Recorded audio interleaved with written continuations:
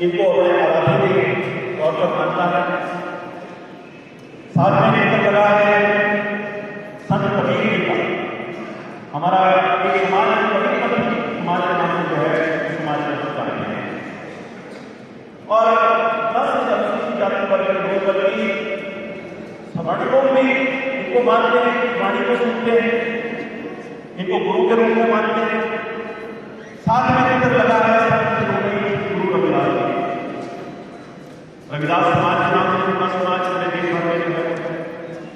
लेकिन ये जो 3 संत हुए, ये जो 3 महापुरुष हुए, ऐसा नहीं था कि सिर्फ अनुसूचित जाति वर्ग के लोग इनको मानते, दलित ही इनको मानते थे, सब जातियों के लोग इनको मानते थे।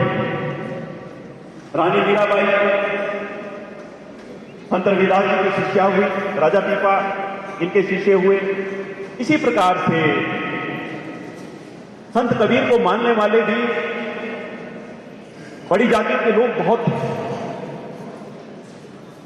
और साथ ही साथ महर्षि वाल्मीकि, भगवान राम तो नित्य उनका नाम लेते थे। तो ये चित्र आज इसलिए यहां पर लगाए गए हैं कि भाई जागने की जरूरत है। हमारे समाज में महापुरुषों ने जन्म लिया। जहां आधुनिक काल में डॉक्टर भीमराव जैसे अंबेडकर जैसा शख्सियत ये हमारे समाज के अंदर हुआ और पुरातन काल में ऐसे ऐसे महापुरुष जो हैं वो हमारे समाज के अंदर जो है इनका जन्म हुआ। तो हमारा समाज सामान्य समाज नहीं है। अगर प्रेरणा हमको डॉक्टर भीमराव अंबेडकर से मिलती है तो प्रेरणा हमको इन संतों से भी हमको प्रेरणा जो है वो मिलती है। हम सब इनका वंदन करें। हमारे ही समाज में से हुए, प्रसिद्धि प्राप्त करी, महानता का दर्जा प्राप्त किया, ईश्वर का साक्षात्कार किया और उस समय के अंदर मध्यकाल में जब जाति प्रथा पूरे अपने चरम पर थी तब इनका आविर्भाव हुआ और समाज में एक संदेश गया कि कोई छोटा बड़ा नहीं, जो हरि को भजता है वो हरि का हो जाता है, जात पात पूछे नहीं कोई, हरि का भजे तो हरि का कोई। ये संदेश जो है इन संतों ने दिया। इसलिए आज हमको इन संतों से भी ऊर्जा ग्रहण करने की आवश्यकता है। इनका संदेश हमको जानने की आवश्यकता है। मुझे नहीं लगता कुछ लोग करते होंगे, मैं ऐसा नहीं बोलता सब नहीं करते, लेकिन ज्यादातर लोग नहीं करते। क्या नहीं करते भाई? कभी जाने हम डॉक्टर अंबेडकर के बारे में, नौजवानों को तो गूगल पर जाकर के इन महापुरुषों के बारे में जानना चाहिए, पढ़ना चाहिए। साथ ही साथ हम सबको इनकी वाणी का भी ध्यान करना चाहिए कि संत कबीर क्या कह गए, संत रविदास क्या कह गए। आगे बढ़ने की ऊर्जा मिलेगी, आगे बढ़ने का रास्ता मिलेगा, आदतें अच्छी रहेंगी, मानसिकता स्वस्थ बनेगी, सोच पॉजिटिव बनेगी और ये चीजें जो हैं आगे बढ़ने के लिए जीवन में बहुत आवश्यक है। हमारी सरकारों ने अनुसूचित जाति वर्ग के लिए बहुत कुछ किया है। जब जब भारतीय जनता पार्टी की सरकार आती है, चाहे वो किसी भी राज्य में आती हो, और वर्तमान में जैसे हमारे देश में मोदी जी जिसका नेतृत्व कर रहे हैं भारतीय जनता पार्टी सरकार का, और हमारी चाहे वो पूर्व में धूमल जी की सरकार रही हो, शांता जी की सरकार रही हो, और चाहे जयराम ठाकुर जी की सरकार है, अगर हमारे संतों के नाम से योजना बनती है, संत रविदास जी के नाम से अगर योजना बनती है, संत कबीर जी के नाम से अगर योजना बनती है, महर्षि वाल्मीकि जी के नाम से अगर योजना बनती है, तो भारतीय जनता पार्टी सरकारों के कार्यकाल में ये योजनाएं बनती हैं। और जब इनके नाम से योजनाएं बनती हैं तो हमारी भारतीय जनता पार्टी सरकार के माध्यम से सारे अनुसूचित जाति वर्ग का सम्मान होता है, जब हमारे महापुरुषों का सम्मान होता है। इसलिए ये बात जो है हमको स्मरण रखनी चाहिए, ये बात हमको ध्यान रखनी चाहिए। अब मोदी जी का धन्यवाद करना चाहिए भाई, सबको धन्यवाद क्यों करना चाहिए? 2 साल पहले की आप कल्पना करो क्या वातावरण था समाज में। मास्क लगा करके रहना पड़ता था, बाहर निकल नहीं सकते थे, जान को खतरा था, कितने लोग मर गए, कई नौजवान भी चले गए कोरोना के कारण से। लेकिन हमारा देश पूरे संसार में सब देशों से अच्छा रहा। क्यों अच्छा रहा? क्योंकि इस देश को संभालने वाला हमारा प्रधानमंत्री नरेंद्र मोदी दिन रात लोगों के स्वास्थ्य की, लोगों के जीवन की चिंता कर रहा था। ये वैक्सीन लगी जो हमको सबको 2-2 वैक्सीन जो लगी, आज धन्यवाद करना चाहिए। हम सब अगर सुरक्षित बच गए इस महामारी के कारण से, तो जिस महापुरुष की वजह से बचे कि नरेंद्र भाई मोदी, एक बार जोरदार तालियां भी बजाओ उनके लिए। और अपने अपने हमारे जिनके जो भी इष्ट होंगे उनके चरणों में एक बार सबने निवेदन कर देना मोदी जी के लिए कि हमारे देवी देवता जिसको भी हम मानते हैं, मोदी जी को लंबी आयु दे, उनको ताकत दे, उनको बल दे, उनको यश दे। जो जीवन को बचाता है उससे बड़ा महान पुरुष कोई नहीं हो सकता। 2-2 सबको फ्री वैक्सीन की डोजेज ना सिर्फ हमारे देश के लिए बल्कि अन्य देशों में भी, विदेशों में भी जो है उन्होंने वो वैक्सीन की डोज जो है वो भेजी। मोदी जी ना होते तो हमारी देश की हालत क्या होती, ये सोच करके भी जो है वो रोंगटे खड़े हो जाते हैं। हम धन्यवाद करना चाहते हैं उस महापुरुष का। आयुष्मान भारत योजना के माध्यम से गरीब कम लोग जो हैं, और इस आयुष्मान भारत योजना में 80% लोग कौन हैं, इस बात के ऊपर विचार करना चाहिए कि परिवार में अगर बीमार हो गया, इलाज, महंगे इलाज की आवश्यकता पड़ी, 5 लाख रुपए तक का खर्चा, अब दलित परिवार तो नहीं दे सकते, अनुसूचित जाति के परिवार तो नहीं दे सकते, तो मोदी जी ने व्यवस्था कर दी कि मोदी जी की सरकार जो है वो खर्चा देगी, जिनके आयुष्मान कार्ड जो है वो बने हुए हैं। आप में से बहुत लोगों के आयुष्मान कार्ड जो है वो बने होंगे, ऐसा मुझे विश्वास है। कितना बड़ा काम हुआ, और उनसे प्रेरणा लेकर के हमने हिमकेयर योजना शुरू करी। हमारे इस प्रदेश के अंदर सब लोग जो है वो नहीं कवर हो सके आयुष्मान भारत योजना में, हमारी सरकार ने हिमकेयर योजना शुरू करी। और ये मैं आपको बताना चाहता हूँ, चाहे हिमकेयर योजना है, चाहे आयुष्मान भारत योजना है, इसमें जो मेजॉरिटी, इसमें जो ज्यादा लोग हैं जिसको इस योजना का लाभ मिल रहा है, तो भाई हम लोग हैं, अनुसूचित जाति वर्ग के लोग। परिवार में कोई बीमार हो गया, उसकी चिंता संबंधी, उसके इलाज संबंधी चिंता जो है वो हमारी सरकार ने खत्म कर दी है। इसलिए जो पार्टी हमारे लिए कुछ कर रही है, जो काम कर रही है, पिछले 5 साल जो है वो कांग्रेस की भी सरकार रही, आई कोई आयुष्मान भारत जैसी योजना, आई कोई हिमकेयर जैसी योजना, या आई कोई गृहिणी सुविधा या उज्ज्वला जैसी योजना जिसमें free gas cylinder, free gas connection देने का काम मोदी जी की सरकार ने किया और ठाकुर जयराम जी की सरकार ने किया। हमारे निर्वाचन क्षेत्र में, हमारी कंस्टिट्यूएंसी में 5000 के करीब परिवारों को फ्री गैस कनेक्शन जो है वो मिले हैं। मैंने बांटे अपने हाथों से।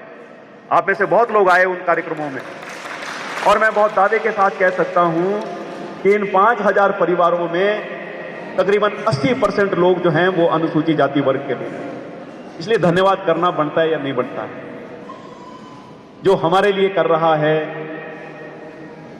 हम भी विचार करें कि भाई हम इस पार्टी के लिए क्या कर सकते हैं, हम मोदी जी के लिए क्या कर सकते हैं, हम जयराम ठाकुर के लिए क्या कर सकते हैं। देश को साफ करने का काम स्वच्छता अभियान के माध्यम से, कि देश को अंदर से भी साफ करना है, बाहर से भी साफ करना है। ना खाऊंगा ना खाने दूंगा। अगर किसी काम के लिए 100 रुपया केंद्र से चलता है तो 100 का 100 जो है वो नीचे आए। इसलिए जनधन खाते खुलवा दिए सबके, ताकि सब्सिडी जो है वो सीधी जो है वो लोगों के खातों में आए। किसान सम्मान निधि का जो 2-2 हजार रुपया मिलता है 3 किस्तों के अंदर, वो सीधा जो है वो किसानों के खातों में आए। गैस की सब्सिडी का पैसा सीधा जो है वो किसानों के खातों में आए। और मनरेगा का भी पैसा जो है, दिहाड़ी जो है, वो गरीब लोगों के खातों में जो है वो सीधा जाए। कोई उसमें से एक भी पैसा जो है वो उसकी गड़बड़ ना कर सके। ये व्यवस्था नरेंद्र मोदी जी ने की। नहीं तो मोदी जी से पहले आप लगाओ क्या देश की हालत थी।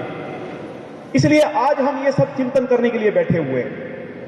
हमने अनेकों विकास के काम किए अपने निर्वाचन क्षेत्र के अंदर, और जब पंचायतों में जो हम पैसा देते हैं तो हम एक बात जरूर बोलते हैं, एक विषय मैं भी जरूर रखता हूं कि भी जो हमारे एससी विलेज हैं, हमारे जो अनुसूचित जाति वर्ग के जो गांव हैं, वहां पर भी पर्याप्त पैसा जाए।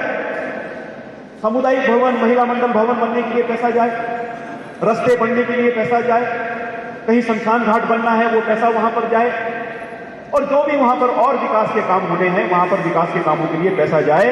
और पिछले 15 सालों से आपके आशीर्वाद से मैं विधायक हूं और इन 15 सालों में हमने करोड़ों रुपया जो है वो अनुसूचित गांव जो हैं हमारे, जहां पर हमारे लोग रहते हैं, वहां पर सड़कों के लिए, रास्तों के लिए, भवनों के लिए जो है हमने मुहैया करवाए हैं। सेवा में कोई कमी नहीं रखती और सेवा में हम कोई कमी रखेंगे भी नहीं, ये बात मैं आपसे कहना चाहता हूं। और मैं आपसे एक निवेदन भी करना चाहता हूं। लोग कोई मुझे मंत्री कहते हैं, कोई महान व्यक्ति बोलते हैं, लेकिन वो एक मैं आपको कहानी सुनाना चाहता हूं। एक राजा के पास एक नौजवान जो है वो नौकरी के लिए गया। तो राजा ने देखा कि तो थोड़ा ईमानदार लगता है, चेहरे मोड़े से अच्छा है, गांव का लड़का है, इसको रख लेते हैं। तो उसको रख लिया। तो उसकी योग्यता से और उसकी ईमानदारी से प्रभावित होकर के राजा ने उसको जो है प्रमोशन दे दिया। पहले उसको सेवक के रूप में रखा था, फिर उसको अपना सेक्रेटरी बना दिया। जब सेक्रेटरी बना दिया तो उसके बाद फिर राजा को लगा कि बहुत ईमानदार है, इसकी जरूरत है, उसको और ऊंचा पद दे दिया, उसको मंत्री का पद दे दिया। जब उसको मंत्री का पद दे दिया तो फिर जो आसपास के लोग थे उनको बड़ी ईर्ष्या होने लगी। भाई ये तो अभी कल आया और इसको कितनी तरक्की राजा ने दे दी, हम सालों सालों लगे हुए हैं, हमारे को तरक्की नहीं मिल रही है। तो उन्होंने राजा के कान भरने शुरू कर दिए। तो राजा के कान क्या भरने शुरू किए, कहते जी यार शाम को जब ये आपके महल से जाता है तो ये अपने इसने कोई मकान बनाया हुआ है कहीं एकांत में, वहां कोठड़ी है एक, और वहां जाता है, इसने आपका बहुत पैसा चुराया हुआ है, इसने सारा वो पैसा वहां रख दिया है, वो देखने जाता है ये रोज। राजा को पहले तो विश्वास नहीं हुआ, लेकिन बार बार जब कोई कान भरे, कोई नेगेटिव बात बोले, फिर विश्वास होना शुरू हो जाता है। एक दिन राजा ने उसको दरबार में खड़ा कर दिया और उसको बोला कि हाँ भाई खड़े हो जाओ। वो खड़ा हो गया हाथ जोड़ करके, ये भी मैंने तेरे को इतना आगे बढ़ाया, तेरे ऊपर मैंने इतनी कृपा करी, जब तू आया था तेरे पास था कुछ नहीं, आज तो तेरे पास सब कुछ है, तेरे पास महल है, तेरे पास गाड़ी बंगला सब कुछ है, नौकर चाकर तेरी सेवा में होते, तेने मेरी कृपा का जो है वो बड़ा अनुचित लाभ उठाया। लेकिन मैंने क्या लाभ उठाया कि आपने जो है चोरी करके बड़ा पैसा इकट्ठा कर लिया और आप जो है वो जाते हो शाम को जो है वहां उसका जायजा लेने के लिए, आज कितना धन बढ़ गया मेरा, आज कितना बढ़ गया मेरा। तो उसने कहा कि ऐसा नहीं है, मैं आपका बहुत धन्यवादी हूं, और अगर मैंने एक पैसे की भी बेईमानी की होगी तो मेरे को मृत्यु दंड दे देना, मेरा जो है गला काट देना। उस नौजवान ने कहा, उसने कहा आप जरूर देखिए चल करके, तू जाता कहां है? कहते जी मैंने एक मकान बना रखा है और उसमें एक मेरा निजी कमरा है, व्यक्तिगत कमरा है मेरा, उसमें मैं ही जाता हूँ और मैं किसी को अलाउ नहीं करता हूँ वहां जाना। ये हाँ तेने चोरी की है मेरी बड़ी भारी, यहाँ से सोना चांदी तू ले गया होगा, तेने उस कपड़े के अंदर जमा किया होगा, उसको देखने जाता होगा। उसने कहा जी चल करके देखिए अगर आपको शक है।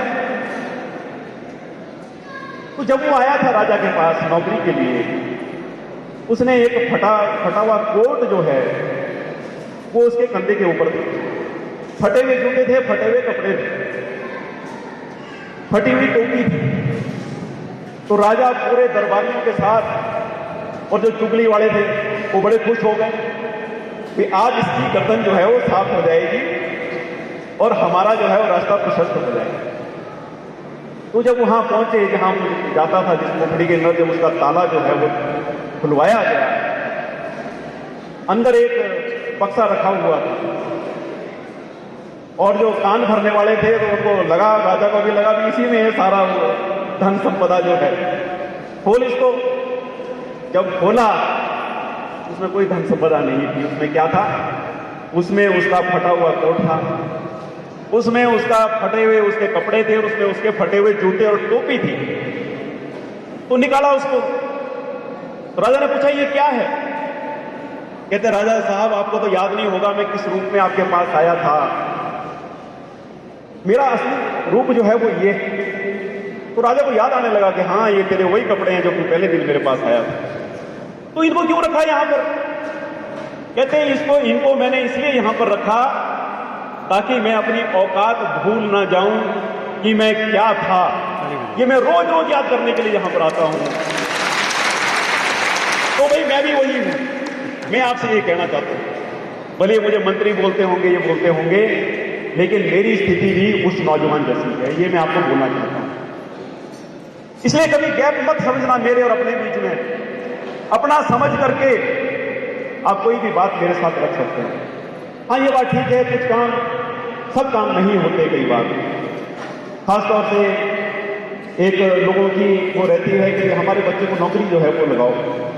जहां संभव होता है वहां हम प्रयास करते हैं, लेकिन आज जैसी स्थिति हो गई है, एग्जाम होगा, एग्जाम में जो मेरिट में आएगा, नंबर अच्छे लगेगा, उसको नौकरी मिलेगी। जो नंबर नहीं ले पाएगा वो चाहे फिर राष्ट्रपति से भी सिफारिश करवा दे, उसको फिर नौकरी नहीं मिलेगी। मेहनत का जमाना है। इसलिए जो मैंने पहली बात कि हम अपने बच्चों को, भले कभी मेरे लिए रह गई होगी, आज अगर मैं यहां हूं तो इसमें मेरे माता पिता का बहुत बड़ा योगदान है। उन्होंने मुझे पढ़ाया लिखाया, आगे बढ़ाया, अच्छी शिक्षा दी। तो हम भी इस बात को ध्यान रखें कि हमारे बच्चे के लिए वातावरण परिवार में भी, समाज में भी जो है वो अच्छा होना चाहिए। उसकी पढ़ाई में हम कोई कमी ना रखें, उसको हम ये रोज याद करवाएं, रोज बैठे हम अपने बच्चों के साथ, उसको हम कहें कि भाई अभी रास्ता बहुत लंबा है, संघर्ष करना है, मेहनत करनी है, जीवन में आगे बढ़ना है। ये मैं आप सबसे निवेदन करना चाहता हूं।